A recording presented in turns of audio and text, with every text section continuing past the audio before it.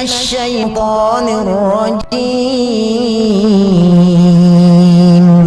بسم الله الرحمن الرحيم إن الحمد لله نحمده ونستعينه ونستغفره ونعوذ بالله من شرور أنفسنا وسيئات أعمالنا من يهده الله فلا مضل له ومن يضلل فلا هادي له أشهد أن لا إله إلا الله وحده لا شريك له وأشهد أن محمدا عبده ورسوله لا نبي بعده اللهم صل وسلم وبارك على سيدنا محمد وعلى آله وأصحابه ومن تبعه بإحسان إلى يوم الدين أما بعد فيا عباد الله أوصيكم ونفسي بتقوى الله فقد فاز المتقون فقد قال الله تعالى في كتابه الكريم أعوذ بالله من الشيطان الرجيم يا أيها الذين آمنوا اتقوا الله وقولوا قولا سديدا يصلح لكم أعمالكم ويغفر لكم ذنوبكم ومن يطع الله ورسوله فقد فاز فوزا عظيما وقال رسول الله صلى الله عليه وسلم ما نهيتكم عنه فاجتنبوه وما أمرتكم به فأتوا منه ما استطعتم. Jamaah salat Jum'ah rahimakumullah, di dalam sebuah hadis riwayat Tirmidzi dikatakan awwalu ma yuhasabu alaihi al-'abdu min amalihi yaumal qiyamah as-shalah, bahwasanya amalan yang pertama kali akan dihisab dari seorang hamba ketika besok hari kiamat adalah salatnya. Fa in saluhat faqad aflaha wa najaha, di mana jika salatnya kok baik, komplit, tidak pernah ditinggalkan, maka dia termasuk orang-orang yang aflaha, yang beruntung, wa najaha, dan selamat. Wa in fasadat, yang mana sebaliknya, jika salat kita kok buruk, banyak yang ditinggalkan, faqad khaba wa khasira, maka sungguh telah rugi dan celaka orang tersebut.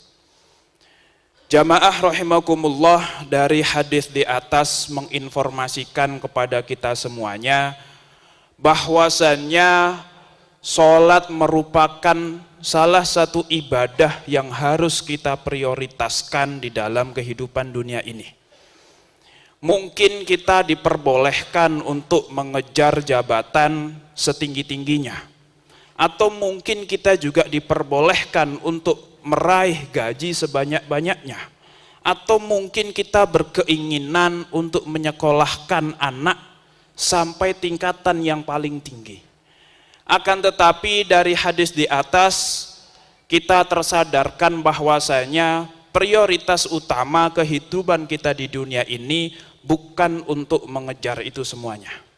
Karena memang yang akan ditanyakan pertama bukan masalah jabatan, bukan masalah seberapa banyak gaji, dan bukan masalah seberapa tinggi pendidikan anak kita, akan tetapi bagaimana sholat kita dan juga bagaimana sholat orang-orang yang menjadi tanggung jawab kita.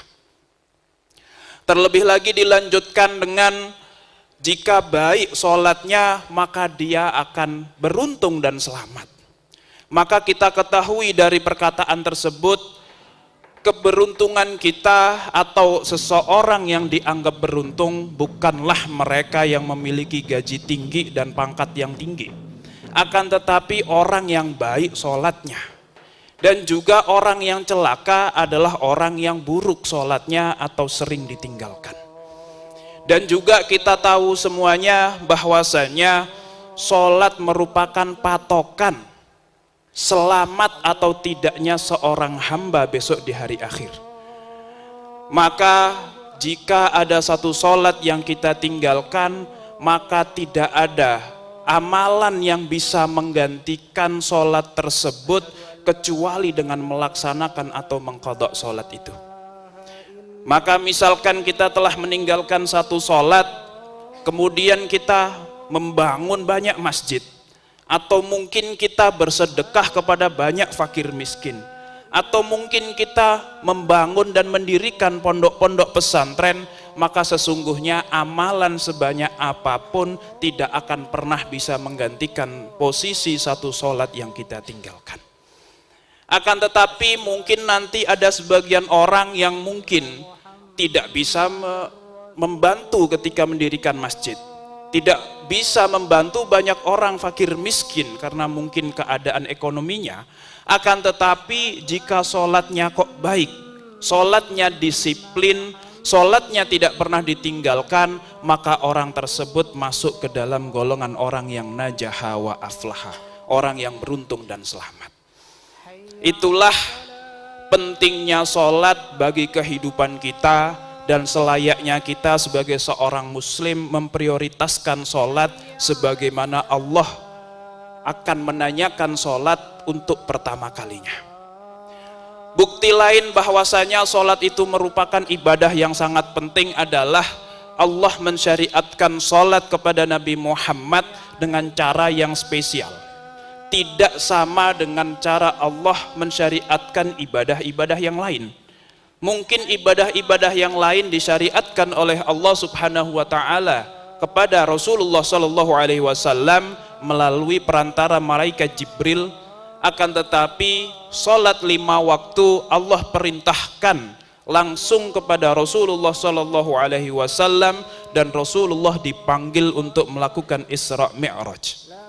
Yang mana pada malam itu Rasulullah mendapatkan perintah salat 1 hari 1 malam 50 waktu.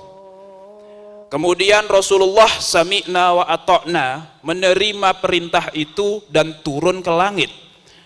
Setelah turun ke langit, Rasulullah bertemu dengan Nabi Musa. Kemudian Nabi Musa memprotes atau memberikan nasihat kepada Rasulullah bahwasanya, wahai Muhammad, umatmu tidak akan sanggup melaksanakan itu. Maka mintalah takhfif, mintalah keringanan kepada Allah. Kemudian Rasulullah naik lagi ke atas untuk meminta keringanan kepada Allah, dan dipotong 5 waktu sholat sehingga menjadi 45. Turun lagi kepada Nabi Musa, dan Nabi Musa masih menyarankan hal yang sama untuk meminta keringanan lagi, sampai akhirnya Rasulullah naik lagi untuk meminta keringanan kepada Allah. Seperti itu seterusnya sampai akhirnya diwahyukan kepada Nabi Muhammad, wahai Muhammad, aku perintahkan kepadamu 5 waktu sholat sehari semalam, di mana 1 waktu sholat nilainya sama dengan 10 waktu sholat. Maka itu 50 waktu sholat jika dikerjakan penuh sehari semalam. Maka dari hadis di atas, selain kita mengetahui betapa pentingnya dan betapa spesialnya syariat sholat, kita juga bisa mengetahui bahwasanya setiap satu sholat yang kita laksanakan sebenarnya di situ ada 10 waktu sholat yang telah kita terima. Dan begitu pula sebaliknya, jika kita meninggalkan 1 sholat saja, maka sesungguhnya ada 10 waktu sholat yang kita tinggalkan. Maka beruntung bagi mereka yang diberikan hidayah untuk menjalankan sholat, dan sungguh rugi bagi mereka yang malas-malasan, yang masih mau meninggalkan sholat 5 waktu ini. Jamaah rahimakumullah, sebagai bukti lain bahwa sholat 5 waktu adalah ibadah yang sangat penting, sholat 5 waktu didesain untuk bisa dilaksanakan oleh semua orang dalam keadaan apapun. Berbeda dengan ibadah-ibadah yang lain. Mungkin kalau kita lihat ibadah puasa hanya dibebankan bagi mereka yang mampu untuk menahan lapar dari fajar sampai maghrib. Namun bagi mereka yang mungkin sudah tidak mampu karena sepuh atau mungkin karena sakit, maka cukup bagi dia membayar fidyah.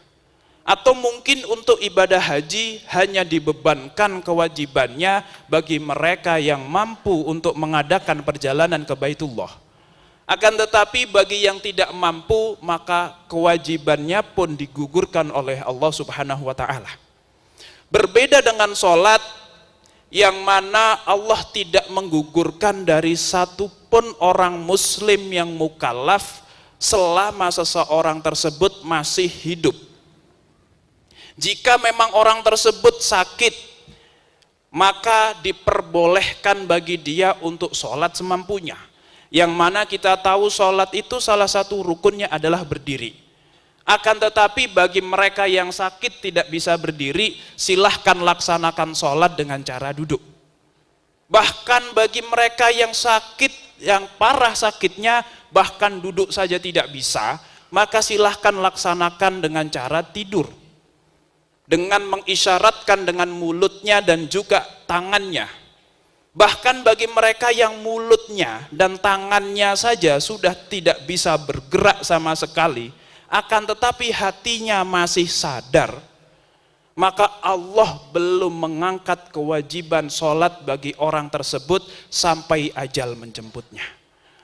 Maka bagi kita semua yang alhamdulillah masih diberikan kesehatan, masih diberikan waktu luang, maka alasan apa lagi yang bisa kita kemukakan di hadapan Allah kelak di hari akhir ketika ditanya kenapa banyak sholat yang kita tinggalkan.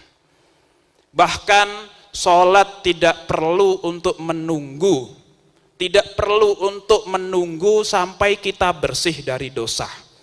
Tidak disyaratkan orang yang mau sholat harus bersih dari dosa-dosa. Akan tetapi bagi kita mungkin yang masih banyak maksiat yang tidak bisa kita tinggalkan, maka tetap lakukanlah sholat. Karena Allah Subhanahu wa ta'ala berfirman, wa aqimis sholah, dan dirikanlah sholat, innas sholata tanha anil fahsya'i wal munkar. Karena sesungguhnya sholat itulah yang akan membersihkan, yang akan mencegah diri kita dari perbuatan keji dan mungkar. Maka dari itu jamaah rahimakumullah, marilah kita berdoa bersama-sama kepada Allah Subhanahu wa ta'ala supaya Allah terus memberikan kita hidayah serta taufik dan inayahnya agar kita selalu ditakdirkan dan selalu diberikan kekuatan untuk menjalankan syariat-syariat Allah, terutama syariat salat ini. Barakallahu li wa lakum fil Qur'anil azim wa nafa'ani wa iyyakum bima fihi minal ayati wa dzikril hakim wa taqabbalallahu minna wa minkum tilawatahu innahu huwas samiul alim.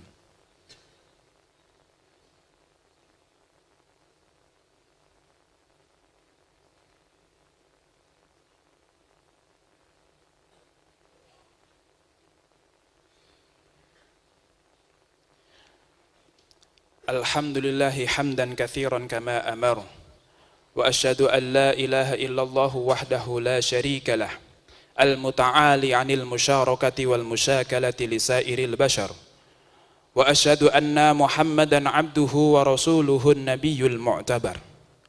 Allahumma salli wa sallim wa barik ala sayyidina Muhammad wa ala alihi wa ashabihi wa man tabi'ahu bi ihsanin ila yaumiddin.